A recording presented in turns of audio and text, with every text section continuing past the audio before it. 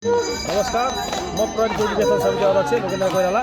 यो आज चाहिँ हाम्रो सौर्य काम भएको छ।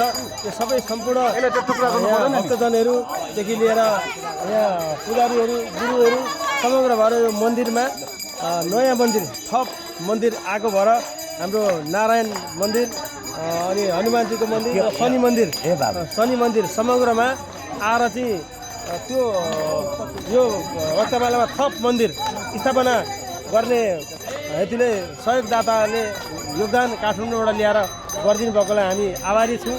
यसको लागि सही नै काम भएको छ र आज यो फोहोर मैला पनि थियो। आज गाडी जति 3-4वटा गाडी थिए पूर्वकालदेखि बसेका गाडीहरू हामीले यसलाई पनि अर्को ठाउँमा राख्नलाई हामी सफल भएका छौँ र यसको लागि पनि सबै समितिका मान्छेहरू, समितिका व्यक्तित्वहरू र बुद्धिजीवीहरू, सरकारहरू, सल्लाहकार समितिहरूलाई धेरै धेरै धन्यवाद दिँदै आगो बत्ती पनि बाल्न सफल भइएको छ। भोलि साङ्गे हुनेको लागि पनि यहीँबाट यो सामिल सल्लाहबाट तपाईँलाई भोलि अन्तिम यो मन्दिर स्थापना गर्ने भएको कारणले गर्दाखेरि तपाईँले समग्र 5 नम्बर इटरीवासीलाई भोलि निमन्त्रणा प्रसादीको लागि पनि आइदिनु हुनको लागि म यहाँबाट हार्दिक निमन्त्रणा गर्दछु र यस मन्दिर व्यवस्थापन समिति अध्यक्ष र सम्पूर्ण पदाधिकारीहरू र चौकी प्रहरी व्यवस्थापन समितिका पदाधिकारीहरू र यहाँ चौकी सुरक्षाकर्मी सम्पूर्ण असय साथदेखि कमान्डलाई पनि धेरै धेरै धन्यवाद। उहाँहरूले सेवा र सहयोग पुर्याइदिनु भएकोमा हामी धेरै आभारी छौँ।